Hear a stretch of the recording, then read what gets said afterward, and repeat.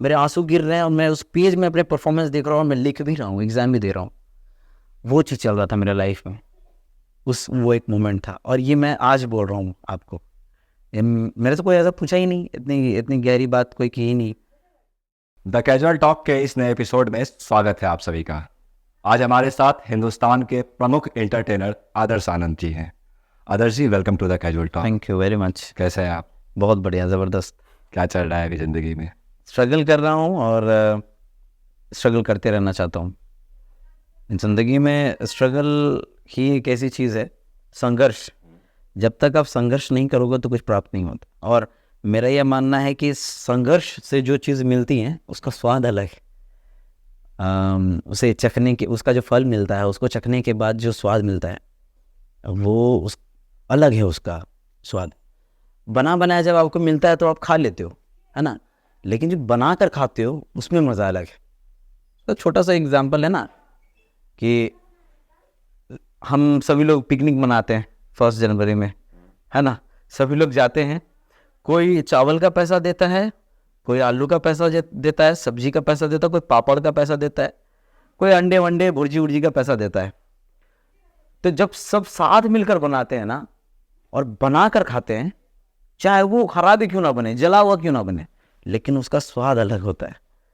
तो यही है, मेरे को भी वैसी चीज़ें ही पसंद है, कर के हासिल करना है, ठीक है। बना बनाया नहीं चाहिए भैया, बस संघर्ष करेंगे, उससे जो प्राप्त होगा थोड़ा सा ही प्राप्त होगा, बस वो थोड़े थोड़े को ही हम मतलब अपने अंदर शामिल करते रहते हैं। तो चल रही है ज़िंदगी संघर्ष के साथ। संघर्ष का एक सिंपल सा परिभाषा अगर मैं डिफाइन करना चाहूँ तो आपसे मैं पूछना चाहूँ, क्या होता है कि बहुत सारे क्रिएटर हैं आज के डेट में, आपने भी देखा होगा, जो कि कुछ टाइम के बाद बोलता है हाँ मैं सक्सेसफुल हूँ, ये है वो है डिसेंडेंट है। तो संघर्ष का जो पार्ट होता है बहुत हाइकली तरीके से दिखाते हैं कि हाँ मैंने ये किया वो किया, ऐसे किया वैसे किया। आदर्श आनंद के लिए संघर्ष के क्या मायने हैं? देखिए, मैंने कुछ नहीं किया, मैंने कुछ नहीं किया। जितना भी कुछ कर रहा हूँ मैं, लोग बताते हैं कि और यह सुपरस्टार है, सेलिब्रिटी हो गया है।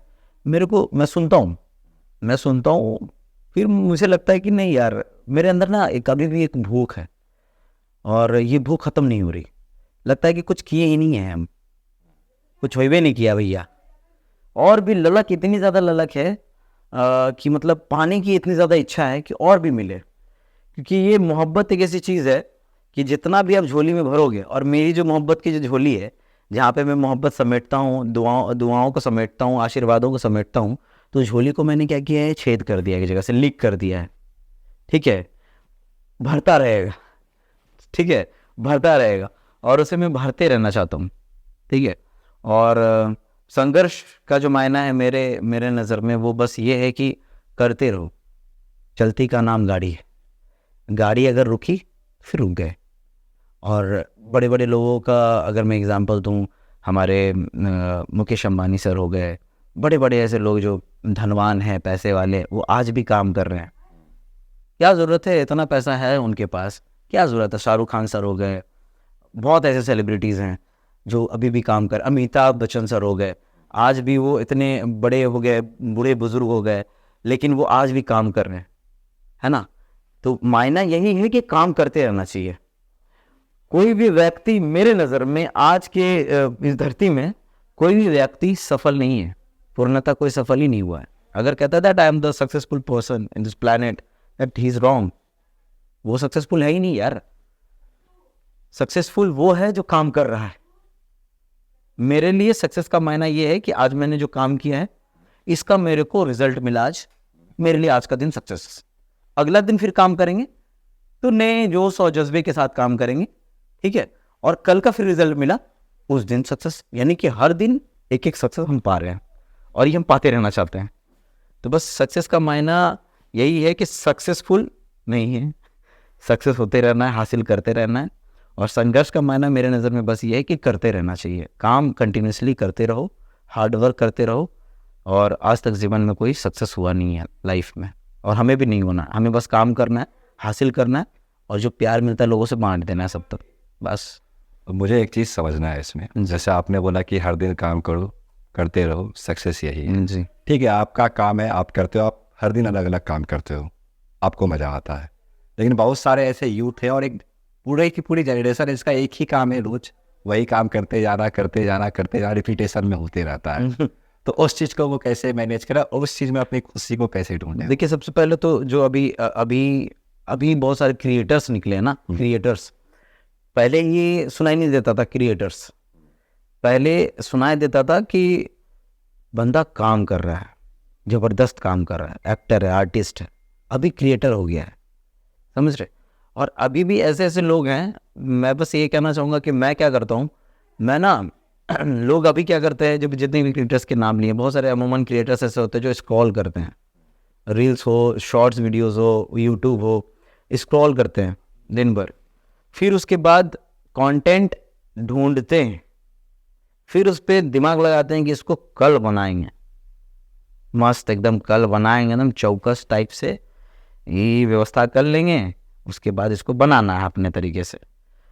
लेकिन मेरा ये मानना है, और मैं जहाँ तक इस चीज़ को फील किया है मैंने, कंटेंट को ढूंढा नहीं जाता है, कंटेंट को ईजाद की जाती है, प्रोड्यूस की जाती है, कंटेंट क्रिएट किया जाता है। क्रिएटर वही है जो खुद से क्रिएट करे, ठीक है। आजकल तो वो भी क्रिएटर्स कहला रहे हैं जो कि कंटेंट ढूंढ के बना रहे हैं। कंटेंट ढूंढने की चीज़ नहीं होती, कंटेंट जन्म देने की चीज़ होती है, समझ रहे हो? आप बैठे कलम लेकर बैठे किताबें पढ़ रहे हो, ठीक है। बहुत कम ऐसे लोगों को पता है कि मैं किताबें पढ़ता रहता हूँ, आधे रात में उठकर लाइट वाइट जलाकर मैं किताबें पढ़ता हूँ, और सबसे ज़्यादा कंटेंट हमें वहाँ से मिलता है। और मेरे वीडियोस को अगर आप देखोगे तो मैं बड़ा यूनिक और क्रिएटिव बनाने की कोशिश करता हूँ, थोड़ा क्रिएटिविटी के साथ अलग बनाने की कोशिश करता हूँ, सबसे हट के। तो बस वही है, कंटेंट ढूंढो मत, कंटेंट क्रिएट करो।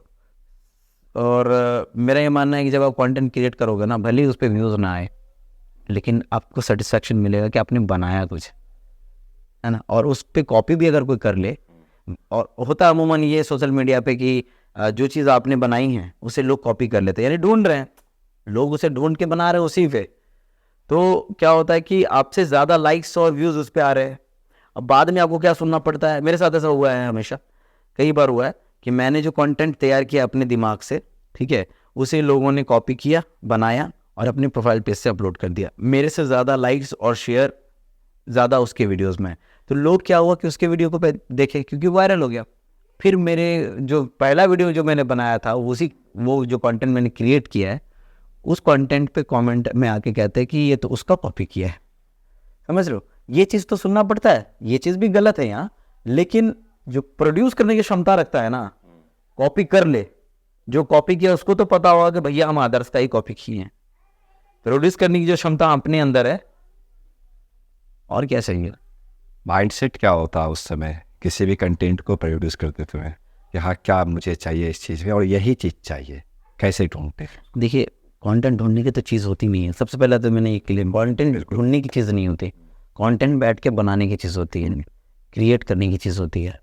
तो उसे बैठिए, दिमाग लगाइए, जो भी आपके आसपास में हो रहा है उसको ऑब्जर्व कीजिए। जैसे हम दोनों बात कर रहे हैं, ठीक है, इसके अंदर से भी कंटेंट निकल सकता है ना। तो जैसे कि हम दोनों बात कर रहे हैं, वहाँ पे भैया खड़े हैं कैमरे के पीछे, यहाँ बोल सकता है कि भैया ऐसे करके खड़े हैं, कान में हेडफोन लगा लिए हैं। तो कहीं से भी कंटेंट निकल सकता है, उसमें फन एलिमेंट डाल सकते हैं। आपका दिमाग तीव्र गति से तब काम करेगा जब आप किताबों पे भी ज़्यादा फोकस्ड रहोगे। अगर किताबें पढ़ने में मन भी नहीं लगती ना, तो observation is very good thing. आप ऑब्जर्व करोगे ना तो वहाँ से कंटेंट निकल जाएगा। ढूंढने के बजाय अगर आप ऑब्जर्व कर रहे हो तो बस हो गया। आपने अपने आप को एंटरटेनर बोला कंटेंट क्रिएटर की जगह, क्या अंतर होता है बेसिकली दोनों में? देखिए, मैं एंटरटेनर इसलिए हूँ क्योंकि ये TikTok, Musically, YouTube shorts, reels, ये सब बाद में जन्म लिया है, ठीक है। पहले हम जन्म ली ठीक है, पहले से है हमारा जब जन्म हुआ, उसके बाद ये सब आया, ठीक है।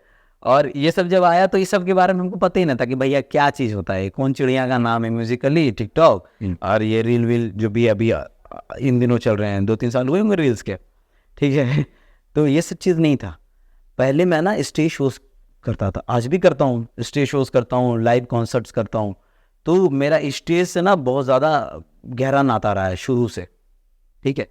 तो स्टेज पे ना मैं परफॉर्मेंस करता था, पहले डांस किया करता था, तो डांस करता था, अलग अलग जगहों पर, गाँव में, अलग अलग शहरों में जाकर काली पूजा, अलग अलग ओकेजनल होता था वो प्रोग्राम, तो वहाँ जाकर अपना प्रोग्राम दिया करता था, डांस करता था। फिर धीरे धीरे बोलना सीखा हमने। पिताजी एकदम उठा कर दे पीछे पे कोनी मारते थे, उठा के पटक के खूब मारे पापा। तो पिताजी की वजह से फिर बोलना सीखा। आज जो भी शब्द मैं बोल रहा हूँ, जो भी मेरे अल्फाज हैं, वो मेरे पिताजी की देन है। तो उसके बाद फिर बोलना सीखा मैं, है ना। तो उसके बाद बोलते बोलते फिर बोलने लगा। फिर रेडियो पे काम किया, as an RJ radio jockey रहा।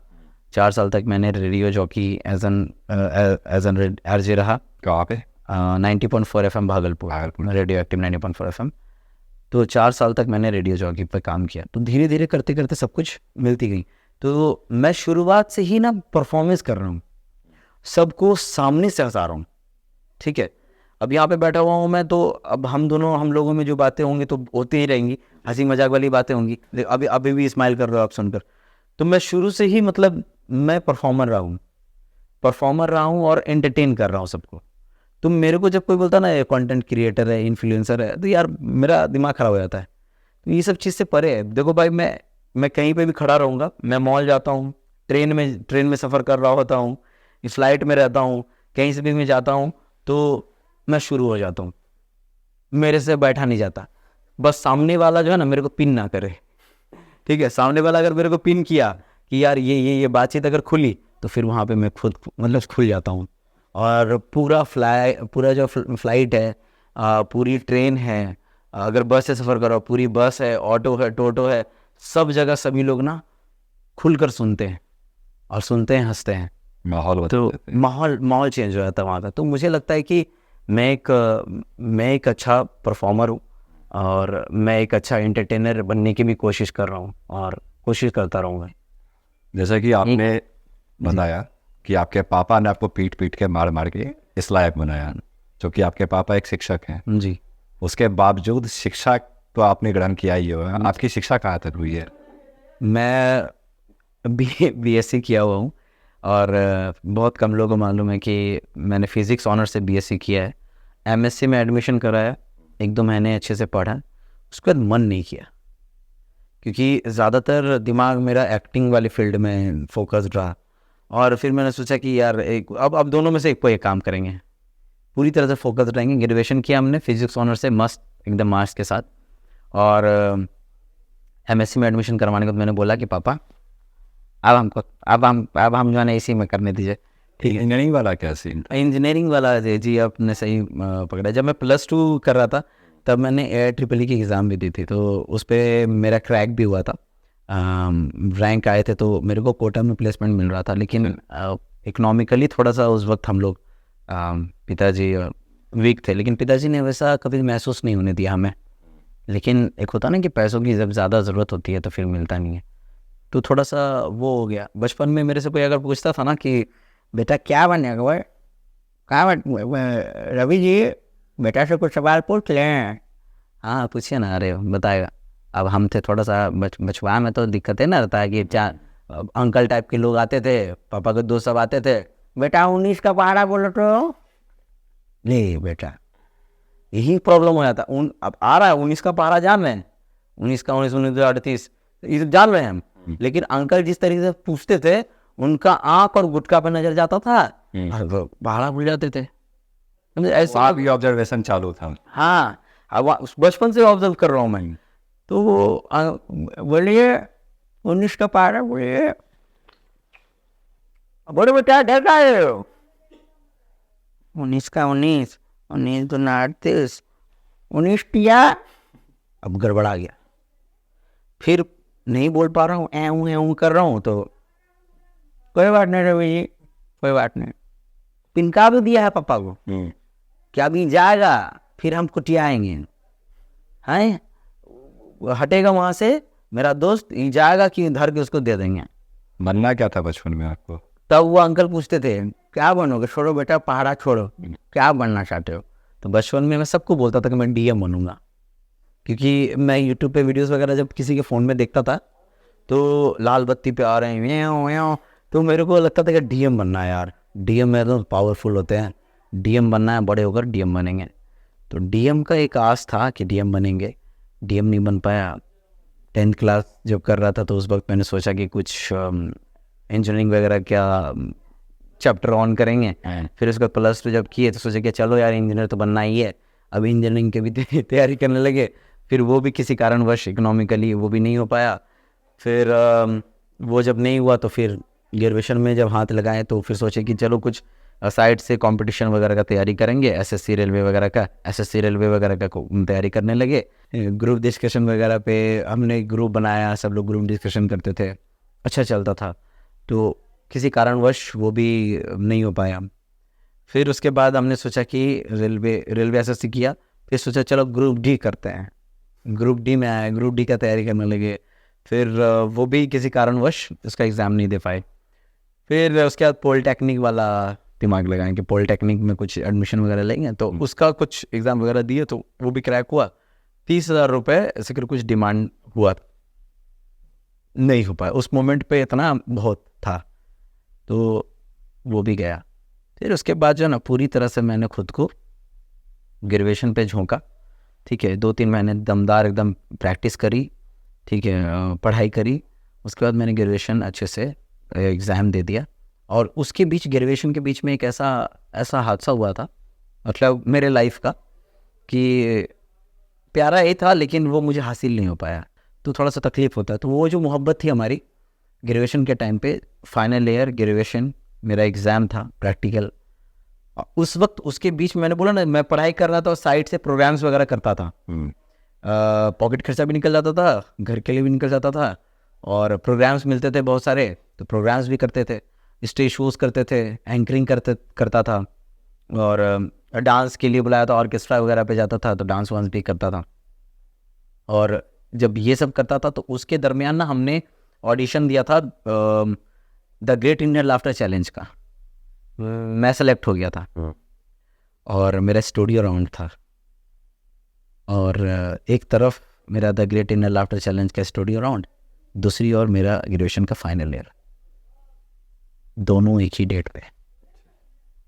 अब दोनों एक ही डेट पे मेरा मन कर रहा था the great Indian laughter challenge में जाऊं, ग्रेजुएशन छूट जाए कोई बात नहीं फिर देंगे, लेकिन फिर मेरा दिल कर रहा था कि नहीं ग्रेजुएशन पूरा कर लेते हैं, बड़ा मेहनत किए हैं, अगर ग्रेजुएशन नहीं करेंगे तो फिर वो रह जाएगा यार, ग्रेजुएट नहीं है बंदा ग्रेजुएट नहीं है, फिर 1 साल 2 साल लगेगा इसमें मेरा, क्योंकि यहाँ पे तो ग्रेजुएशन करने में साला 3-4 साल लग जाता है ना।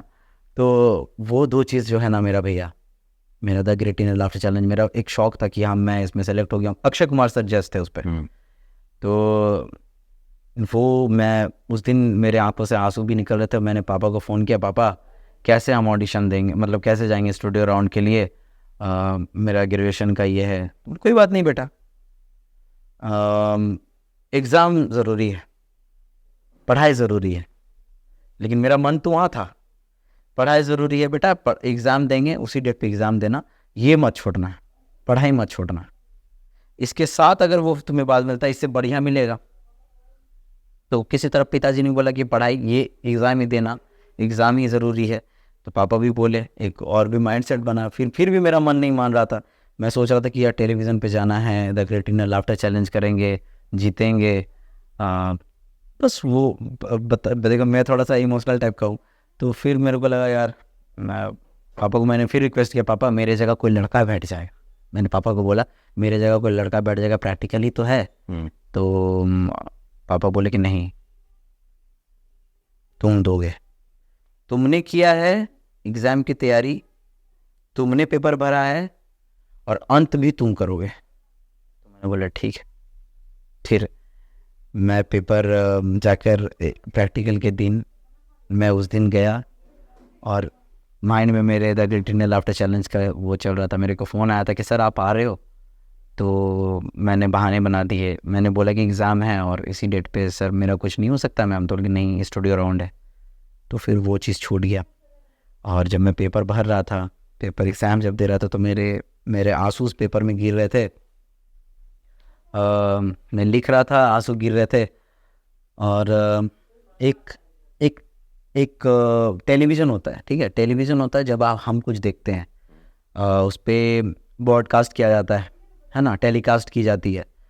मेरे आंखों से ना मेरा ही परफॉर्मेंस उस पेज में टेलीकास्ट हो रहा था, मैं खुद को उस पेज में देख पा रहा था, उस स्टेज पे कि मैं परफॉर्मेंस कर रहा हूँ जजेस के सामने। अक्षय कुमार सर हैं, मेरे मेरे अप्रिशिएट कर रहे हैं, मेरे आंसू गिर रहे हैं और मैं उस पेज में अपने परफॉर्मेंस देख रहा हूँ और मैं लिख भी रहा हूँ, एग्जाम भी दे रहा हूँ। वो चीज़ चल रहा था मेरे लाइफ में, वो एक मोमेंट था। और ये मैं आज बोल रहा हूँ आपको, मेरे से कोई ऐसा पूछा ही नहीं, इतनी इतनी गहरी बात कोई की ही नहीं। तो वो एक मोमेंट ऐसा था कि रो रहा था और एग्ज़ाम दे रहा था, आंसू पोंछा, एग्ज़ाम दिया। एग्ज़ाम देने के बाद घर आया, घर आकर क्वेश्चन को फेंका और लेट गया पूरी तरह से। पापा बोले कैसा गया एग्ज़ाम, पापा को बोला अच्छा गया, बहुत बढ़िया। फिर पापा आए, मैं रो रहा था, पापा आए, फिर बोले कि क्या हुआ, अरे कोई बात नहीं, पढ़ाई ज़रूरी है बेटा, पहले सरस्वती फिर कुछ और। तो फिर मैंने पापा बोला पापा ये भी तो सरस्वती है, कला भी तो सरस्वती ही है। तो मैंने सबसे पहले ये कला, लेखन कला बहुत ज़रूरी है, पहले विद्या जो कला है ना वो ज़रूरी है, उसके बाद ये, इससे बहुत बड़ा प्लेटफॉर्म मिलेगा, टेंशन मत लो। फिर उसके बाद तो फिर एक दो दफ़ा भी और भी आया ऐसा मोमेंट, लेकिन फिर किसी कारणवश नहीं हो पाया। आईजीटी वाला क्या सीन था? आईजीटी वाला ये सब सीन के बहुत पहले का सीन, हाँ 11th 10th में था तब आईजीटी का सीन था। उस वक्त फ़ोन वोन नहीं था मेरे पास, तो आईजीटी का मैंने ऑडिशन देने के लिए गया था, मैं पटना में ऑडिशन हुआ था। तो वहाँ पे ऑडिशन दिया तो जजेस को मेरा परफॉर्मेंस बहुत अच्छा लगा, तो उन्होंने बोला कि आप मुंबई के राउंड में आप आ रहे हो। तो उसके बाद फिर मैंने बोला कि थैंक यू सर, मैं बहुत ज़्यादा खुश हो गया, मैंने परफॉर्मेंस किया था। तो उन्होंने फिर डिसाइड किया, फिर डिसाइड करने के बाद बोला कि नहीं आप डायरेक्ट मुंबई आ रहे हो, आप सिलेक्टेड हो और स्टेज पे प्रोग्राम करोगे, ठीक है, तो आपको कॉल किया जाएगा। तो मैं बड़ा हैप्पी हो गया, पापा सबको। फिर मैंने दोस्त उसके फ़ोन से फ़ोन किया कि पापा मैं सेलेक्टेड हूँ, मेरे को फ़ोन करेंगे। लगातार पिताजी का फ़ोन, पिताजी के पास नोकिया 2310 था, पिताजी के नंबर दिया हुआ था मैं, और इंतज़ार करता रह गया मैं 2 हफ्ते 3 हफ्ते 4 हफ्ते। पापा का फ़ोन शाम में रोज़ जाकर दिखता था कि मिस कॉल आया क्या, कहीं से फ़ोन आया है क्या। तो फिर एक दिन कॉल आया कि आदर्श आपके क्लिप को हमने सबको दिखाया है, टीम को दिखाया है, चैनल वालों को दिखाया है, सबको पसंद आया है, तो आप सेलेक्टेड हो और आप अभी टीम के साथ हम लोग बैठे हुए हैं, अभी इमीडिएटली आपको आधे से 1 घंटे में आपको एक वीडियो भेजनी है। इस वीडियो में आपको करना ये है कि जब हम लोग स्टूडियो राउंड शूट करेंगे तो कैसे शूट करेंगे पहले सुन लीजिए। तो बोले जी सर बताइए। तो हम लोग स्टूडियो राउंड शूट करेंगे, क्या जैसे आप परफॉर्मेंस कर रहे हो और जजेस सामने हैं और सामने देखकर परफॉर्मेंस कर रहे हो, आपको मालूम है कि आपको क्या क्या करनी है। जैसे टॉप 10 एक्टर्स की आप मिमिक्री करोगे, तो वो आपको मालूम है कि आप किस किस की मिमिक्री करोगे, लेकिन आपके पीछे ना स्लाइडर जाएगा, बहुत बड़ी स्क्रीन लगी रहेगी, पीछे में हीरोज के फोटोज स्लाइड होंगे, आपको मालूम रहेगा कौन है, पीछे मुड़कर देखना नहीं है, और आप उनकी मिमिक्री कर रहे हो, ठीक है। तो एक रेफरेंस के तौर पर अमेरिका गॉट टैलेंट का उन्होंने एक क्लिप भेजा था वो रेफरेंस के तौर पर, तो मैंने देखा तो मैं बड़ा खुश हो गया। तो उन्होंने अभी कुछ वीडियो आप मेरे को टॉप 10 एक्टर्स की आप आवाज़ में कुछ ऐसे करके भेजो। अब मैं वहाँ परेशान हो गया, समझो बड़ा चैनल से कॉल है और आप उस वक्त माइंड ओला बोला हो गया, क्या करेंगे, फ़ोन नहीं है अपने पास, और मैं दूसरे के फ़ोन से ले के फ़ोन बनाया करता था। तो मैं एक के पास गया, भैया के पास, भैया फ़ोन दीजिए, एक वीडियो बनाना है, चैनल को भेजना है। तो वो कुछ बहाने बना दिया, नहीं दिया। कौन फ़ोन देगा भाई, सब लोग आदर्श आनंद थोड़ी होता है। तो फिर एक दोस्त था जिसके फ़ोन से वीडियो शूट करता था, तो उसके पास गया मैं, तो उसने बोला कि हम आधे घंटे में आ जाएंगे, ट्यूशन जा रहे हैं, फ़ोन लेके जाना ज़रूरी है। तो बोले कि हाँ लेकिन यार हमको तो 15 से 20 मिनट तो हम शूट कर लेंगे, ट्यूशन थोड़ा सा आधा घंटा लेट जाना ना भाई, हम वो वीडियो शूट करके हमको भेजना है, मेरा सिलेक्शन भी हो जाएगा, देना भाई थोड़ा। तो क्या करना, मतलब वीडियो बनाना है और भेजना है चैनल वाले को। बोले कि किस पे भेजोगे, तो बोले कि ईमेल दिया उन लोगों ने, ईमेल पे फाइल बना के वी ट्रांसफ़र वगैरह का होता है, तो उस पर भेजना है, अपलोड करना है, तो वो डाउनलोड करके देखेंगे, जल्दी करना भाई प्लीज़ यार, हमको परफॉर्मेंस करना है, उसको करके देना है यार। तो वो बोला कि ट्यूशन जा रहे हैं यार, हम आएंगे तो कर लेंगे। तो किसी तरह बहाना बनाया, तो फिर बोलने में नहीं बना, उसका फ़ोन है क्या हम बोलेंगे, अब इतना मैं गिड़गिड़ा भी नहीं सकता यार, हाथ जोड़ नहीं सकता कि हमको दे दो। हम वो भी हमारे खुददार इंसान हैं। हमको लगा कि दोस्त दे देगा, 2-3 बार बोले प्लीज़ प्लीज़ किए, तो बहाने बनाकर वो, फिर हमने कुछ बोला नहीं, छोड़ दिए। फिर किसी तरह से किसी का फ़ोन मिला हमें, ठीक है, चाइना का फ़ोन मिला। उस फ़ोन से शूट किया, क्वालिटी डाउन थी, और तब तक ना शाम हो गई थी। मुझे टाइम का पता नहीं था, मैं टाइम देख ही नहीं रहा। मैं देख रहा हूँ कि मेरे को फ़ोन नहीं मिल रहा है, मेरे को फ़ोन मिल जाए, वीडियो बनाना है, देना है, टाइम मेरे को याद नहीं रहा। मैंने फ़ोन लिया, अंधेरा टाइप का हो गया, शाम हो गई। फिर जब शाम हो गई तो फिर उसके बाद वीडियो शूट हुआ। वीडियो शूट करने के बाद मैं गया बरारी में कैफ़े था, वहाँ पे लॉगिन किया ईमेल, और वीडियो वी ट्रांसफर से जब भेजा, उसके बाद मैंने जब सर को फ़ोन किया तो आदर साहब बहुत लेट हैं, टीम मीटिंग से उठ गई है, आप अभी भेज रहे हो, कोई रिस्पॉन्सिबिलिटी ही नहीं है, ऐसे थोड़ी होता है, रिस्पॉन्सिबल बनो। वहाँ से जो भी उनको बोलना था, मैं बड़े लोग के चैनल वाले भाई तो बोल दिए हमको। मेरे आंखों में आंसू डबडबा रहे हैं, मैं उनको बोल नहीं पा रहा कि सर हमको कोई फ़ोन ही नहीं दिया, सर हम क्या बोलें। तो कुछ नहीं बोले, उनका मैंने सुन कर मैं रह गया। मैं लगता है मेरे किस्मत में, लगता है ये भी नहीं है, फ़ोन ही नहीं मिला, कोई फ़ोन ही नहीं दिया, मदद ही नहीं किया कोई। फिर उस दिन के बाद से बड़ा तकलीफ़ हुआ मैं यार। शायद अगर वो दे देता तो शायद 1 ही 2 राउंड जाते तो सही, लोगों तक पहुंचते तो सही, लोग जानते तो सही कि यार इतना जद्दोजहद कर रहा है ये बंदा। मैं आज भी अगर मेरे से बोलते हैं कोई कि भाई ऋतिक रोशन की मिमिक्री करो, एक्टिंग करो, अमिताभ बच्चन सर की एक्टिंग करो, मिमिक्री करो, कोई ये बोलता है कि किसकी आप बेहतर करते हो वो सुनाओ, तो मैं सबको यही बोलता हूँ, आज भी बोलता हूँ कि मैं बेहतर किसी की नहीं करता। मैं मिमिक्री इमिटेशन जो है वो मैं किसी के बेहतर नहीं करता, मैं कोशिश करता हूँ, आज भी मैं कोशिश ही करता हूँ। बेहतर क्या हुआ नहीं हुआ वो आप कहो कि आपने बेहतर किया, मैं बेहतर किसी का कर ही नहीं सकता। तो उस वक्त मेरे को बेहतर की तलाश थी कि मेरे को कोई बेहतर सा दोस्त मिले, मेरे को फ़ोन मिले और मैं वीडियो भेजूँ, लेकिन वो मोमेंट मेरे हाथ से चला गया। इरफान खान सर भी बोलता ना, वो मोमेंट हाथ से चला गया, तो वही चला गया मेरा मोमेंट। तो फिर उसके बाद पीछे मुड़कर फिर देखे नहीं, हम सोचे चलो यार ये भी अपने लाइफ का हिस्सा है, उसको ये करते हैं। इसी प्रकार से इस किस्से के पहले की बात, हाँ, इस किस्से की बात के बाद मेरा सिलेक्शन हुआ था सोनी सब में, चाय पे चुटकुले, कॉमेडी सुपरस्टार के लिए हुआ था, तो ये भी बहुत कम लोगों को मालूम है। तो इस पे जब मेरा सिलेक्शन हुआ था तो मैं ऑडिशन देने के लिए पहुंचा चंडीगढ़, चंदा काट के,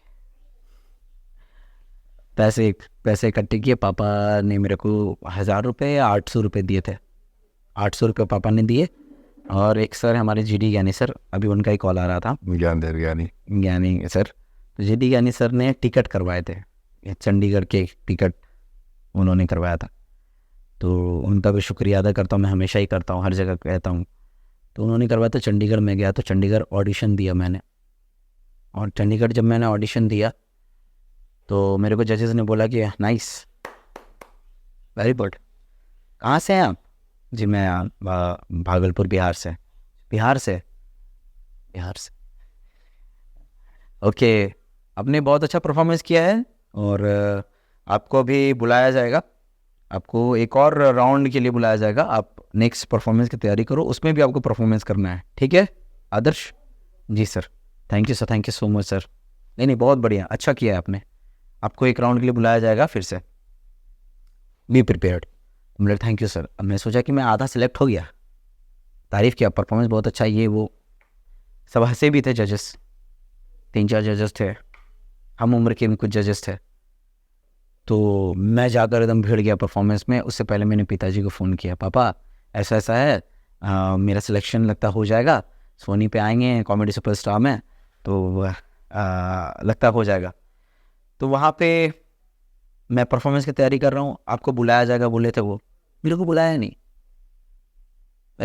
नहीं गया। मैं परफॉर्मेंस की तैयारी कर रहा हूँ और मैं फिर गया अब डर रहा था मैं कि कैसे जाऊं कैबिन के अंदर, इसके अंदर, रूम के अंदर कैसे जाऊं। मैंने दरवाजे खोले, हिम्मत जुटाई, हाथ मेरे एकदम लड़खड़ा रहे थे, और जैसे ही मैंने डोर को ओपन किया तो उस पे एक जज ही थे। तो वो ना कुछ स्क्रिप्ट याद कर रहे थे और वॉक कर रहे थे, याद कर रहे थे। मैंने बोला एक्सक्यूज़ मी सर, सर आपने मेरे को बोला था कि परफॉर्मेंस के लिए आप मेरे को बुलाएंगे सेकेंड राउंड के लिए अभी, तो मैंने परफॉर्मेंस तैयारी कर ली है, तो सर देख लीजिए ना, ऑडिशन ख़त्म हो गया है, जाओ। मैंने बोला सर ऑडिशन खत्म, मेरे पैरों तले ज़मीन खिसक गया भाई। मैंने सर ऑडिशन ख़त्म हो गया है, मतलब सर मेरे को तो आपने बुलाया नहीं सर, मेरे को तो सेकेंड राउंड के लिए आपने बोला सर, फिर आपने बुलाया ही नहीं, तो सर एक बार देख लीजिए ना सर मेरा परफॉर्मेंस प्लीज़ सर। ऑडिशन ख़त्म हो गया, जब हम बोले ना भाई कि ऑडिशन ख़त्म हो गया जाओ।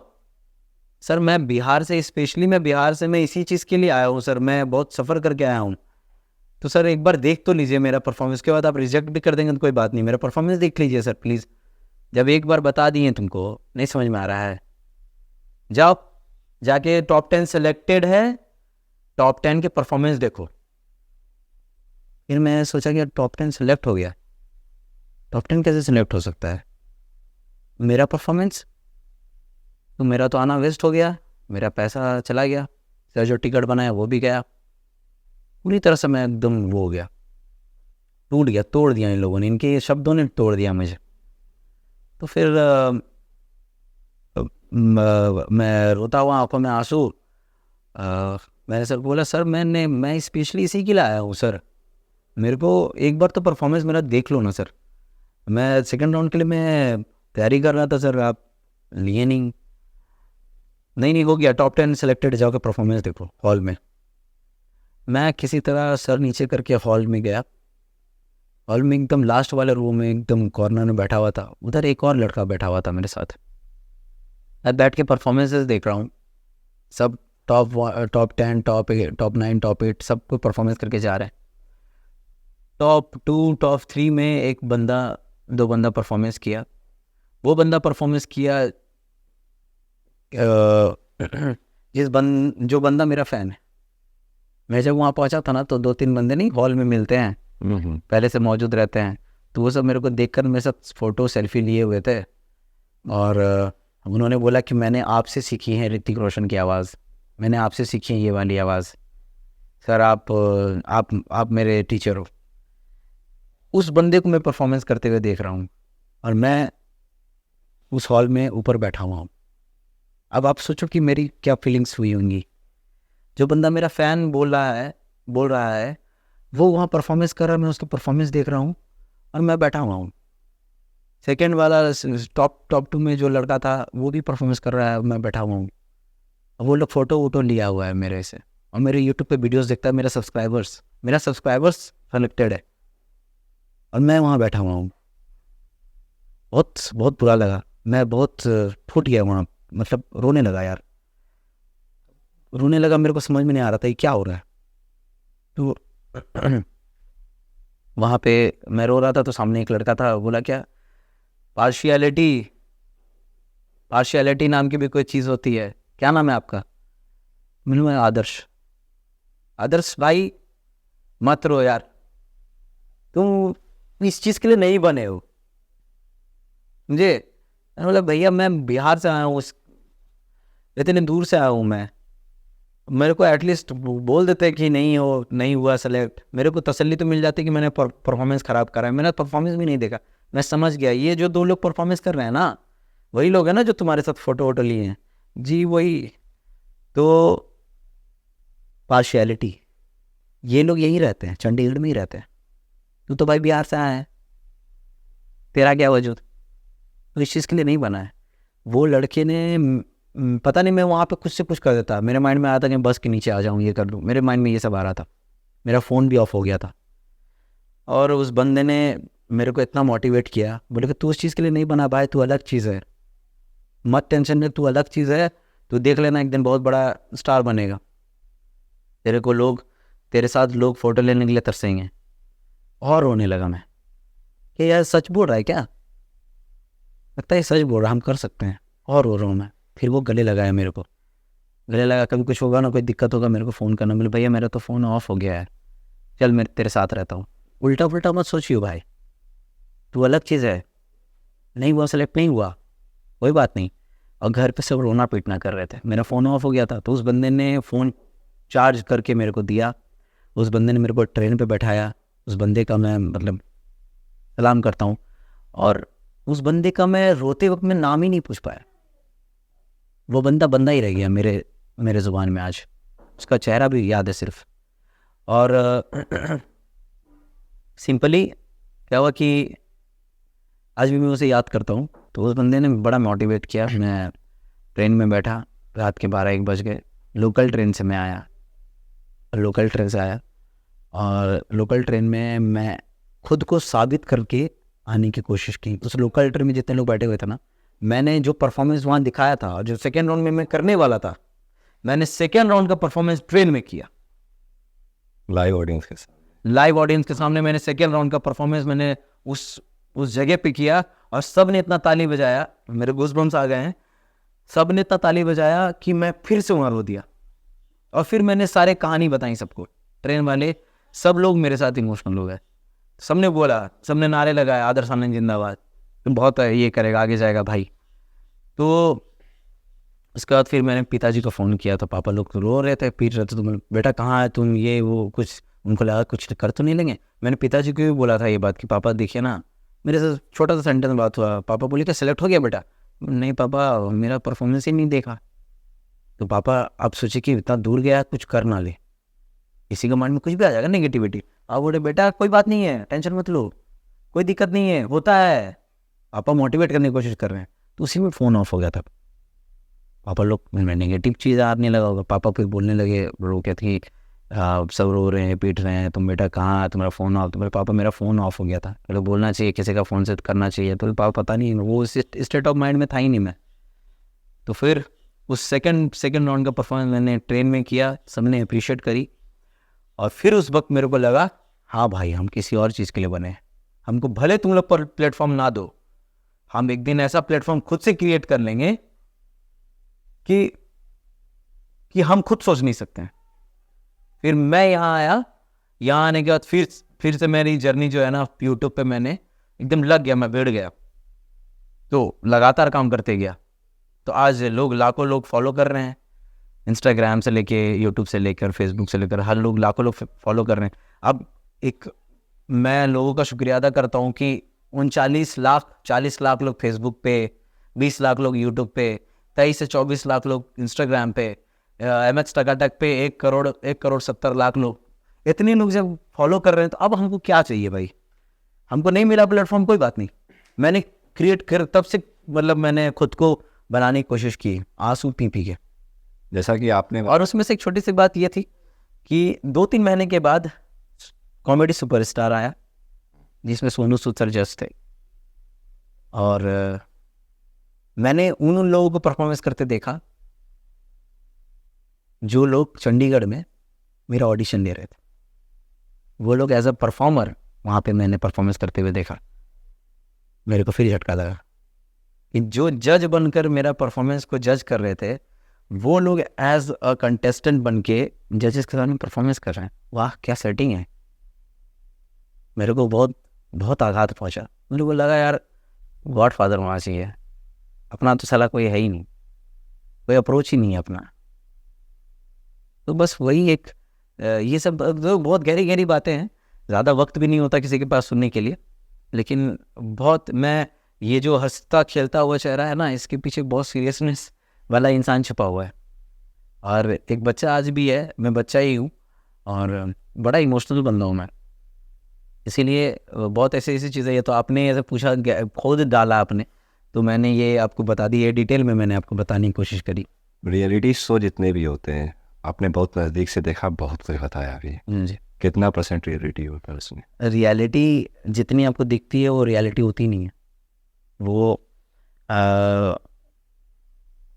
मतलब कहीं ना कहीं कुछ ना कुछ, किसी ना किसी का मतलब कहना होता है, मतलब कि तुम ये करना, तुमको ये करना चाहिए, ठीक है? तो ये चीज़, मतलब रियलिटी शो तो रियलिटी होती है, लेकिन रियलिटी नहीं होती, समझ रहे हो? तो ये सिस्टम है, ये अलग प्रकार का किस्सा है। तो जब मैंने जितने भी रियलिटी शोज करे, ZTV करा, ये सब करा, तो सब लोग सब सही है, रियलिटी रहती है, लेकिन आपको पीछे से आके बताएंगे कि ये कर रहे हो, ये करना है आपको, वो करना है, ठीक है? तो मैं रहा भाई नेचुरल वाला बंदा। मेरे से भी आके बोला गया था, ये जो टैलेंट शो में गया हुआ था ना मैं, मेरे से भी आके बोले थे कि आपको ये स्क्रिप्ट है आदर्श, ये याद करके रखिए, ये याद करके आपको बोलना है। तो मैंने बोला था, मैंने पढ़ा उसे, मैं पढ़ते ही इमोशनल हो गया। मैंने बोला कि that I can't do this, I want to be real on stage, that's it ma'am, मेरे से ये नहीं होगा, आई एम सो सॉरी। तो शायद इस वजह से भी नाखुश होंगे लगता है कलर चैनल वाले मुझसे। तो मैंने ये पूरी तरह से बोल दिया था मुंह पे कि मैं रियल रहना चाहता हूँ स्टेज पे, मैं ये नहीं बोल पाऊँगा।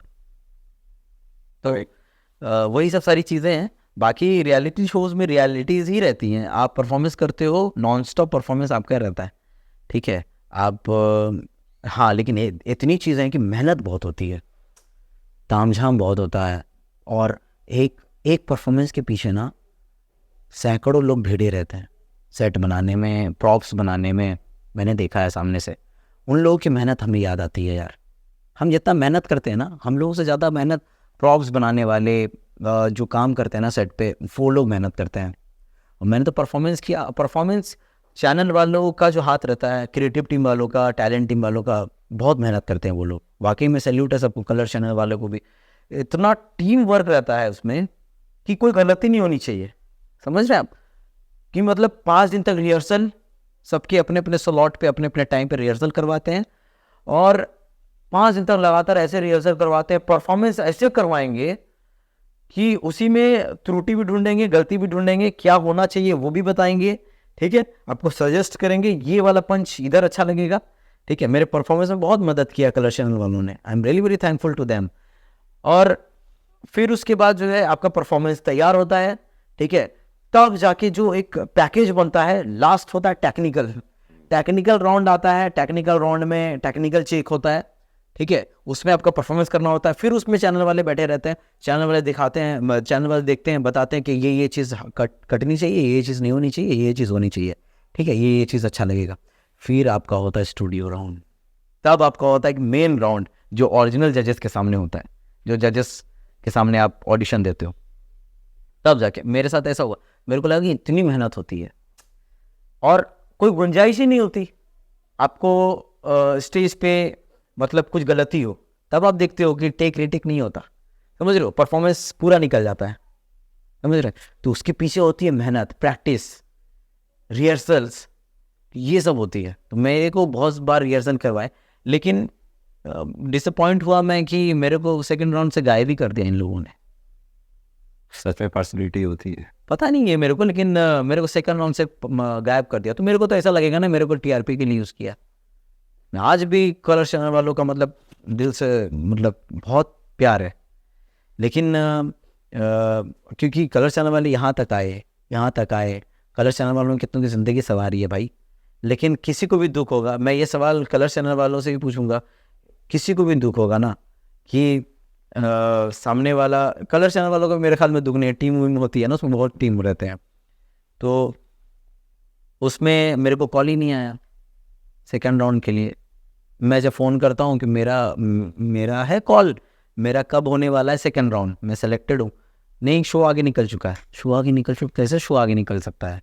इसीलिए हमें लगता है कि आज भी अगर मेरे को ऑफ़र होगा बिग बॉस हो के बस में जाने के लिए, बहुत सारे लोग बोलते हैं मेरे को कि बिग बॉस क्यों नहीं जाते, बिग बॉस क्यों नहीं जाते हो। बहुत सारे लोग कमेंट्स करते हैं कि भाई तू बिग बॉस में जाएगा, फाड़ देगा, ये कर देगा, वो कर देगा। लेकिन ज़रूर मैं स्वागत करूँगा और ज़रूर कोशिश करूँगा, अगर ऐसा कुछ होता है तो फिर कमाल का ऑफर्स आए हैं आपको? हाँ। अच्छा, बिग बॉस को लेके एक मिसकंसेप्शन बोलो या कंसेप्शन बोलो, जो भी बोलो, लोगों के दिमाग में होता है कि यार बहुत कुछ ये लोग ओपन नहीं करते सब कुछ। एक अलग सा वर्ग है या क्लास है जो कि बिग बॉस को गलत भी ठहराता है, कुछ सही भी ठहराते हैं। आपकी ऑडियंस तो सभी क्लास की है, सब लोग देखते हैं, एडमायर करते हैं। जी, देखिए क्या है ना, बिग बॉस एक रियलिटी शो है, ठीक है? बहुत लोग बोलते हैं कि स्क्रिप्टेड है। जहाँ तक मैंने बिग बॉस का ऑडिशन दिया था, मेरे फेसबुक पे आप पुराने फ़ोटोज़ पे जाओगे ना तो आपको दिखेगा पोस्टर कलर्स चैनल वालों के साथ। बहुत पहला मैंने बिग बॉस का जब ऑडिशन दिया था, AP fees percent big boss season 10 for common man के लिए पहला बार हुआ था। मैंने उस पर ऑडिशन दिया था, तो मैं ग्रुप डिस्कशन में मैं छट गया था। मेरे को पता था ग्रुप डिस्कशन मेरे से हुआ नहीं, उसमें लड़ाई झगड़ा ये वो करना था, वो चीज़ पे मैं छट गया था। लेकिन मेरे को जहाँ तक अनुभव है, बिग बॉस के प्लेटफॉर्म में जो जाता है वही आपको सच्चाई बता सकता है। क्योंकि जहाँ तक मुझे पता है, जहाँ तक मैंने क्लोजली देखा है कि वो स्क्रिप्टेड नहीं होता, उसमें आपकी रियलिटी झलकती है। कितने दिन तक बने हुए रहोगे, है ना, इतने दिन कैमरा लगे हुए हैं। हाँ, बस यही कि टास्क वास्क जो होता है वो कोई देखो खेल है ना, गेम है, big boss is a game, तो वो एक गेम है, तो गेम तो वह टास्क और रूल के हिसाब से ही चलेगी ना, बस वही एक रहता है। बाकी सब मेरे ख्याल में जहाँ तक मैंने आज तक ऑब्जर्व किया है, मैंने सारे सीजन देखे हैं, तो कुछ सीजन्स मैंने नहीं देखे हैं, गुस्से में नहीं देखे हैं कि क्योंकि मेरा सिलेक्शन ने किया इन लोगों ठीक है, तो इस वजह से, तो फिर क्या कहते हैं, इस वजह से ही जो है मेरे को लगता है कि वो जो ऑब्जर्वेशन है मेरा, तो मेरे को लगता है कि यार ये रियल है, रियलिटी है। मतलब कि आप जो हो वो दिख जाता है, कितनी देर तक आप खुद को ढक सकते हो या रंग में रह सकते हो, तो वो एक अलग एक्सपीरियंस है लाइफ।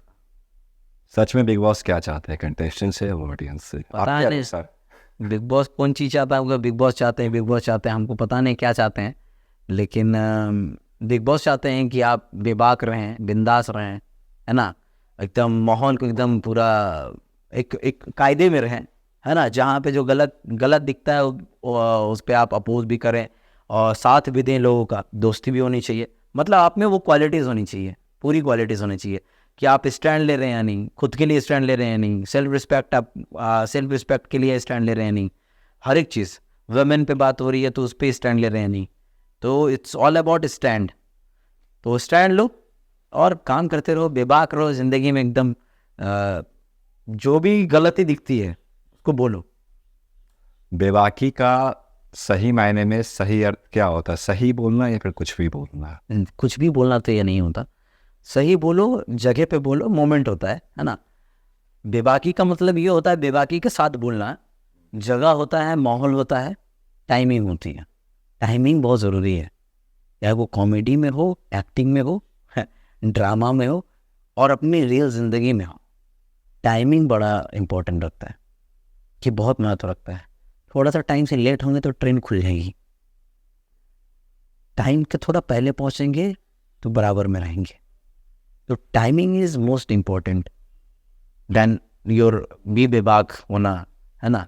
तो वो चीज़ है, टाइमिंग बहुत ज़रूरी है, बेबाकी के लिए टाइमिंग बहुत ज़रूरी है। और जगह, सिचुएशन भी मायने रखता है। अब क्या हुआ कि रंगबाज लोग बैठा हुआ है और हम अपना बेबाकी के साथ बोल रहे हैं, अरे यहाँ पे ऐसा दुए थप्पड़ मार देगा वहाँ, तो वहाँ पे भी आपको बेबाकी हर जगह काम नहीं आती, हर जगह जो है ना ये भी काम आना बहुत ज़रूरी है, कामनेस के साथ काम करें।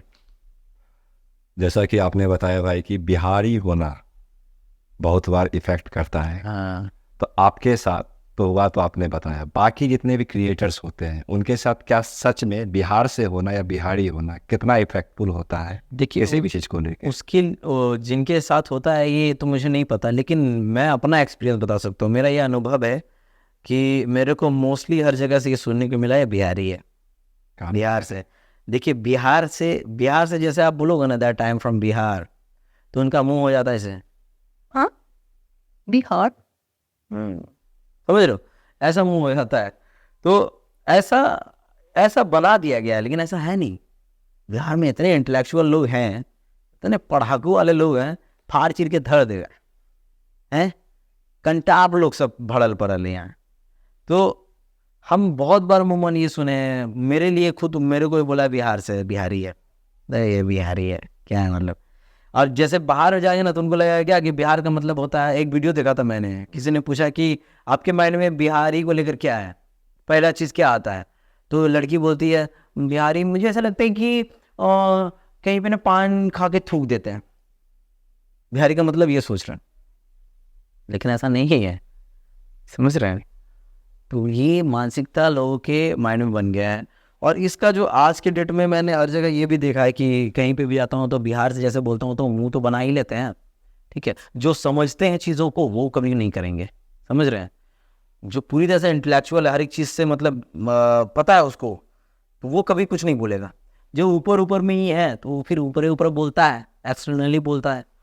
तो अब जैसे कि कहीं पे मैं गया तो जैसे बोले बिहारी है, ठीक है, तो मैं तो जवाब दे देता हूँ कि यार कि भाई हम है भैया बिंदास वाला आदमी, ठीक है, हमको जो चीज़ जहाँ गलत लगता है वहीं बोल देते हैं। हमको न हम उस सब्र के साथ नहीं रहेंगे, अगर नहीं बोल पाएंगे ना हम रात में सो नहीं पाएंगे, हम ऐसा आदमी है। हम बोलेंगे फिर गहरी नींद आएगी, हम ऐसा आदमी है, मजाक नहीं कर रहे हैं, हम एकदम बोल देते हैं, पूरा बिंदास रहते हैं हम एकदम बेबाकी के साथ। क्या बिगाड़ के डर से ईमान की बातें ना कहोगे? ईमान पे जो बात आ गई बोलना ही बोलना है, चाहे उसके लिए मेरा कुछ घट क्यों ना जाए, बोलबे करेंगे। तुम बोले हमको तो बोलबे करेंगे, तुमको बताएंगे कहा है, बिहार से है, proud to be Bihari, Bihar से है ना भैया, तो बिहारी हैं, तुमको एक्सेप्ट करना है करो, नहीं करना नहीं करो, और नहीं कर रहे एक्सेप्ट बाद में करिए लोगे, ऐसा काम ही करेंगे, है ना। हम जैसे बोल रहे हैं मेरे रंग में तुम रंग जाओगी या रंग जाओगे, हम ऐसा काम ही कर देंगे। रंगी है कोई अभी तक? मेरे लोग हैं ठीक है, तो वही चीज़ है। और अभी अभी चीज़ों को और भी खराब कर दिया गया है। भोजपुरी में अश्लील गाने, भोजपुरी इतनी प्यारी भाषा है। मैंने कुछ दिन पहले प्रेस कॉन्फ्रेंस किया था, उसमें ही बताया था मैंने कि भोजपुरी कहीं पे बोलने जाइएगा ना तो मुंह बना लेगा लोग वैसे। भोजपुरी इतनी प्यारी भाषा है, इतनी मतलब सलील भाषा है ना। लोग यार मतलब मीठी भाषा है यार, है ना। अरे हुआ के कहतिया, हाँ बोलतिया हो, कितना प्यारा है। लेकिन इसको कुछ सिंगर्स ने अश्लील गाने गा के ख़राब कर दिए। और कोई भी गाना अगर भोजपुरी सुने कहीं बाहर में भाई तो तुरंत बोलेगा बिहार से, समझिए यूपी बिहार का होगा और क्या। और उल्टा पुल्टा जो गाना गाया है ना, एकरा में ओकरा में, एकरा में ओकरा में, समझे। बस इसी कारण से भी हमको कभी कभी बाहर जब जाते हैं ना तो हमको सुनना पड़ता है कि यार सुन के रहना पड़ता है। तो क्या बोलेंगे, कुछ बोल ही नहीं सकते। लेकिन हम फिर भी बोलते हैं कि देखो यार मैं अश्लील चीज़ों को प्रमोट करने की कोशिश करता हूँ, अश्लील नहीं। तो थोड़ा सा ये भी सहना पड़ता है, क्या करें। ऐसे में तो कंटेंट में भी बहुत सारी अश्लीलता फैलती है, कहा भी जाता है, लोग देखते भी हैं। आदर्श सामने की क्या जिम्मेदारी है उसकी? देखिए हम बस अमूमन यही कर सकते हैं कि हम अपना नज़रिया, अपना कंटेंट साफ रख सकते हैं, है ना। मेरे कंटेंट से कुछ लोग अगर मोहित होते हैं, सीखते हैं और सीख कर उसे क्रिएट करने की कोशिश करते हैं तो हमारे लिए वो बहुत बड़ी चीज़ है। हम पांचों उंगलियां बराबर नहीं होती है, हम इकट्ठे सब चीज़ को चेंज नहीं कर सकते, है ना। हम कोशिश कर सकते हैं अपने साइड से, जितना भी कोशिश होगा। 10 लोग चेंज हो रहा है तो 10 लोग ठीक है ना। हम ये नहीं कहेंगे और ना हम ये इलेक्शन लड़ने जा रहे हैं ठीक है। तो हम कोशिश कर सकते हैं कि 10 ही लोग चेंज हो रहा है तो 10 लोग का मेंटालिटी चेंज हो जाए, बस मेरे लिए वही काफ़ी है। और हम शुरू से लेकर अभी तक ये जो भी उल्टा फुल्टा गाना वाना जो है भोजपुरी में, तो इसके खिलाफ ही रहे हैं। हम अच्छे अच्छे गानों को बनाने की कोशिश किए हैं, प्रमोट करने की कोशिश किए हैं। मैं सारे जितने भी है लैंग्वेजेस, सभी लैंग्वेजेस के वीडियोस बनाने की कोशिश करता हूँ। हिंदी, तेलुगु, गुजराती, मराठी, ठीक है, बांग्ला, तो भोजपुरी, सब। तो आप जब मेरे वीडियोस देखेंगे तो आपको दिखेगा बहुत सारे भाषाओं पे मैं वीडियोस बनाता हूँ, गानों का। आपकी मदर टंग हो एक तरीके से। बांग्ला ना, बांग्ला जानी बोलबे ना। बांग्ला जानी, किंतु এটা আমার मदर टंग नहीं। इससे आपकी कब मुलाकात हुई थी? परफॉर्मेंस, स्टेज, ये सब चीज़? स्टेज परफॉर्मेंसेस मैं 4 साल की उम्र में मैंने स्टेज पहले यहाँ पे हुआ करता था, दुर्गा पूजा वगैरह पे स्टेज शोज वगैरह किया करता था, रंगमंच पे डांस किया करता था। याद नहीं है हमें कब पहली बार स्टेज पे मैं चढ़ा, लेकिन जहाँ तक मुझे याद है कि IIT कॉलेज है, तो IIT कॉलेज इधर मैंने परफॉर्मेंस किया था। और पहला जो गाना था मेरा दिल ले गई ओए कमू किधर मैं देखूँ उसको इधर उधर, सनी देओल का गाना था। तो सनी पाजी का गाना था, उस गाने पे मैंने परफॉर्मेंस किया था। फिर उसके बाद उसके पहले एक और गाना किया था 2000 में। देखो 2000 ज़माना आ गया, मिल के जीने का बहाना आ गया, बच के रहना दीवाना हूँ मैं, आमिर खान सर का। तो इस गाने में परफॉर्मेंस किया था, इस पे भी मेरे को प्राइज़ मिले थे। और फिर उसका तीसरा एक गाना था जो 3 गाने में अमूमन किया करता था बचपन में 4 साल की उम्र से, वो था हम काले हैं तो क्या वो दिल वाले हैं। महमूद सर का गाना था, और छोटा सा मूछ लगा कर, टोपी पहन के, लुंगी पहन कर मैं क्या करता था। उस गाने को मैंने जहाँ जहाँ किया हर जगह मैं प्रथम पुरस्कार मेरे को हासिल मिला है। और भागलपुर महोत्सव हुआ करता था, उस पर भी मैंने हिस्सा लिया, उस पर भी मैं कई बार मैंने ट्रॉफी जीती। तो इस तरह से मेरा स्टेज शोज़ मैंने बहुत किए, और स्टेज शोज़ लाइव उसमें करने का मज़ा है, लाइव ऑडियंस को हंसाने में मज़ा है ना। अंतर क्या होता है कैमरा के सामने और लाइव ऑडियंस के सामने? कैमरे के सामने ना आप बनावटी होता है, और जब आप सामने रहते हैं ना, तो देखिए यहाँ पे कैमरा लगा हुआ, कहीं ना कहीं हम लोग बंद कर बात कर रहे हैं, बंद कर और बंद कर बात कर रहे हैं। बंद कर कैसे बात कर रहे हैं पूछेंगे अगर, तो बंद कर कैसे बात कर, हम इधर भी नहीं घसक सकते हैं ना, चेयर हम इधरों घुसा सकते हैं। हमको एक सेंटर पोजीशन पे रखा गया है, आपको भी रखा गया है, क्योंकि कैमरा सेट है, ठीक है। तो बंद कर और बंद कर बात करना पड़ता है। और जब आप स्टेज शोज वगैरह पे रहते हो ना, आपको पता नहीं है कहाँ पे कैमरा है, कहाँ पे कौन लोग फोटो ले रहा है, वीडियो ले रहा है, आपको पता नहीं। आप पूरे स्टेज को कवर करके डांस भी कर सकते हो, स्टेज को कवर करके आप इधर जाकर उधर जाकर माइक में लोगों को इंटरेक्ट करके भी आप बात कर सकते हो, और लाइव ऑडियंस हंसती है जब, तो उसका एक अलग मज़ा है। लाइव परफॉर्मेंस करने का जो मज़ा है ना, हमको बहुत मज़ा आता है। ऑडियंस फियर कैसे खत्म हुआ? पापा कुटियाते थे पकड़ पकड़ के। ऑडियंस फियर खत्म हुआ था मेरे पिताजी ने ना एक ये क्या बोलते हैं उसको यार, स्पीच कंपटीशन, ठीक है, एक स्पीच तैयार कर किए थे पापा गांधी जयंती में। तो गांधी जयंती में 2 अक्टूबर को पापा स्पीच तैयार कर रहे थे, 2 अक्टूबर के पहले, और एक जगह फॉर्म भर दिए थे कि बेटा मेरा स्पीच देगा गांधी जी के ऊपर, महात्मा गांधी जी के ऊपर, ठीक है। तो वो स्पीच तैयार किए थे पापा और लिखे थे, उसको याद करवाए पापा, मार के उठा के पटक के पीछे में देह कोनी, हाथ दिए कमर में लाते है लात, तब जाके जो बना बात।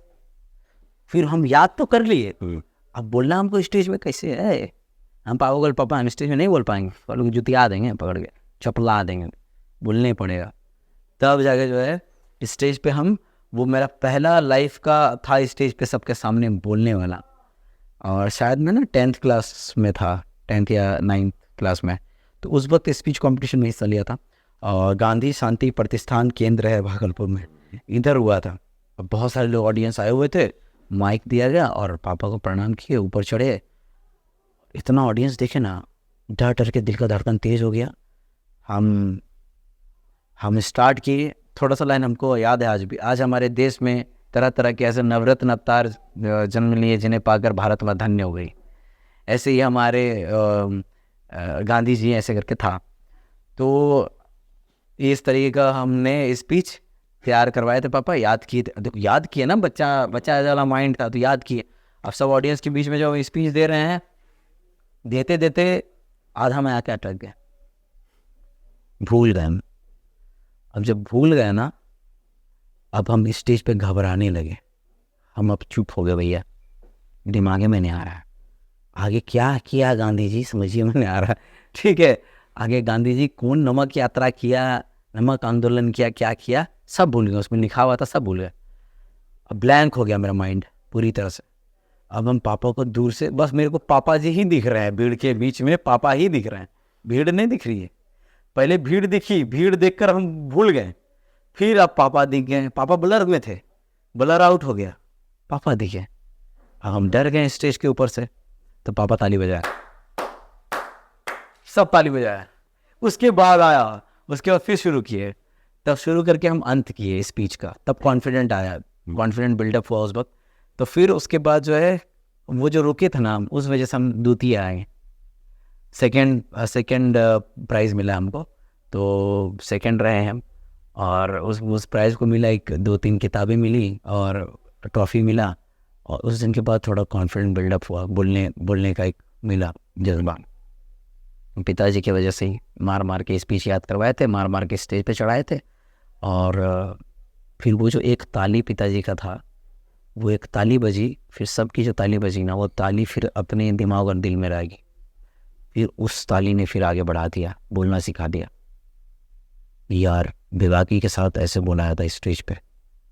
फिर उसके बाद स्टेज पे 1 घंटे, हमें आप 1 घंटे देते हैं, 3 घंटे देते हैं, 5 घंटे देते हैं, मैं सुबह कर दूंगा मैं, लेकिन सबको हंसाता रहूँगा, मेरे साथ लोग बात करने लगेंगे। वो ये कॉन्फिडेंट नहीं है मेरा, ये मेरा, मैंने खुद इस चीज़ को महसूस किया है।